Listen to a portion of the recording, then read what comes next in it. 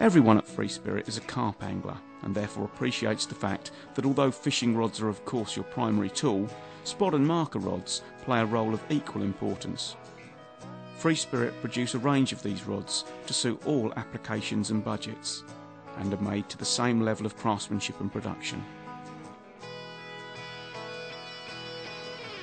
Yeah, the long range marker, obviously feature finding, things like that, get long distances with it, and that's a standard build, the long range marker, straight off the shelf, and it meets every requirement we need. Big part of our fishing equipment.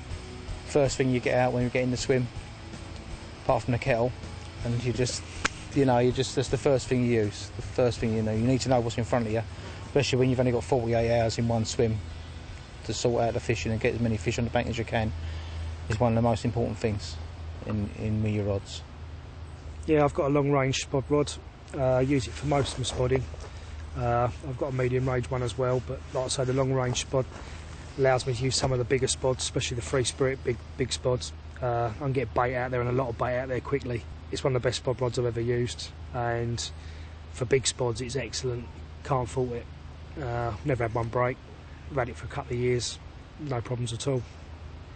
I actually have a pair of medium range spod rods. I obviously use one as a spod rod, and this cracking piece of kit that I think most anglers can compress happily.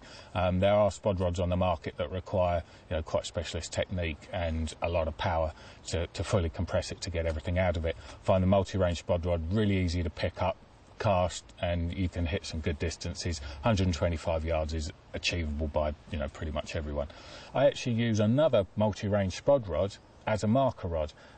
It's whipped or straight off the shelf. They're whipped 1 foot up from the reel seat so that you can use it as a marker, but it's just a more powerful rod that you can put a 4-ounce gripper lead on, a nice marker float, and you can put one of those 100, well, I can put one of those 150 yards. So I'm able to use a marker at the same distance that I can fish at, which is and be able to spod there. So with a pair of medium range spod rods, I can cover all that ground. I'm not an extreme range carp angler. I don't know what it is. I don't want to be fishing that far out. I like to see things a little bit more intimate.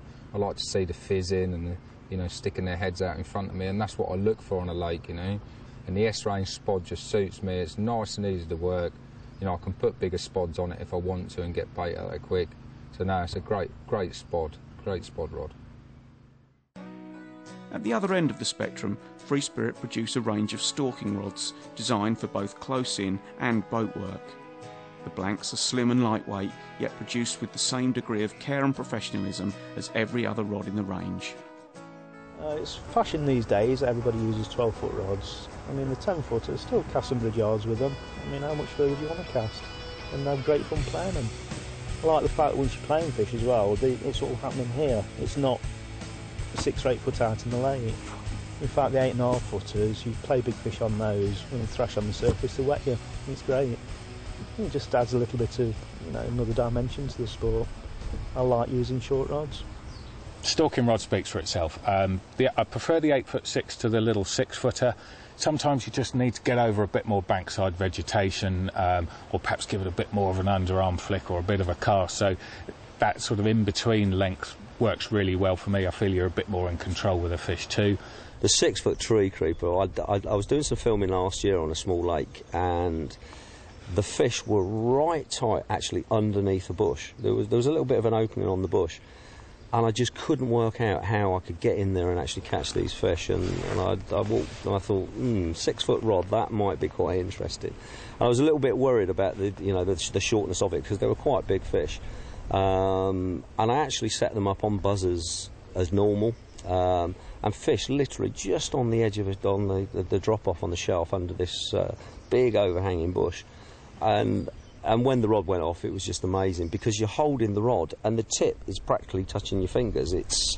But you can hook and hold and play them normally, you can cast them, but it gives you a variety that whatever stalking situation you get into, it doesn't matter. You can just get right into a bush and actually fish right under it and actually have the chance of playing it without getting the line caught in the trees and the rod tip snagged and everything else. 6-foot tree creepers I've used several times. Excellent for poking through holes in bushes. I've had some good fish on them. They really do well. But the best thing is they're best for the kids. Both my kids, 4 and 6, they've both got one each. Just fish it normal sort of boilie tactics, leads and everything the same, just scale it down, nice little reel on them. Once they get a bit older, you can get through to the 8'6" like Molly uses, and they're just brilliant for the kids. And like I say, they're not dear, and I think they're the best sort of rod out for a child there is out in the market, definitely. When they're finished, when we can put them in our collection. Yeah, borrow them. Borrow them.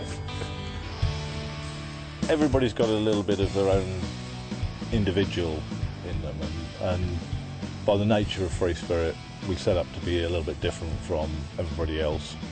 You know, it was a busy market when we launched. There was a lot of, you know, rod companies doing product, you know, either Far East or building in this country and so forth. But because our product's very different, we also wanted to be offering the ability to customise it, your name on it, a line clip, a different handle and so forth. And it's become very synonymous with our product now. And I, for one, I mean, you look at my rods, they're personal to me. They've caught me a lot of fish, but they are individual. I like chevrons. Other people like plain rods and so forth, and different handles. And because we can do all that, I'd like to think we cater for anybody's tastes, literally. Well, obviously you can buy them off the shelf if you want as a standard build, but as I say again, you know, for real handle length, for the powerful rods, high SIF 200s, it's worth having them made to measure. You can have, if you want, you can have line clips put on them. You can change the reel fitting if you want. You can change the book grip. You can put cigar grips on instead of the grips they come with. If you want to change the whipping, you know, you can put the old chevrons on, as you put it, and you name it. You can do what you want with it. You tell them what you want, they can do it. It's as simple as that. And you know, they've got some of the best rod builders around. As simple as that. I mean, some of the finish on my rods, I think they're, for the abuse my rods get, and they're still going. It's normally a statement that they're a good build, and they're not getting, mine don't get milky underneath, and I say mine are being used. I class mine as 40-50-year-old because they're getting abused by everybody that wants to come and do some casting days as you've been to them. Same again, if somebody doesn't like 50mm ringing, and they even want the 200s, but they want to put bait runners on it, no problem. Put 40mm ringing on if you want. You can have that. You can have exactly what you want. It's as simple as that. What I'm going to do is I'll show one of the things we pioneered a number of years ago is what we call a Perdurable blank finish. Again, it's down to the desire, if you like, to produce a rod that somebody can use for a lifetime. And as such, Perdurable means lifetime. So just to demonstrate here, there's actually no lacquer or paint finish or anything on our blanks. This is the actual carbon you're looking at. And although it seems quite a aggressive thing to do, I'll just show you. In fact, if you can see the rod bending there, I'm putting quite a lot of pressure on that. Now, that's a very sharp knife. And you can see there's a slight marking on the blank there. Now, if I just wet that and rub that off, you'll see that's actually come off the knife. It's not actually anything to do with the carbon. All designed with a lifetime finish. It means that if you want to have your rods rebuilt in 5, 6, 7, 8 years' time, new guides, new whippings on them, the blank finish will still be perfect. So you literally end up with a new set of rods, or a new looking set of rods.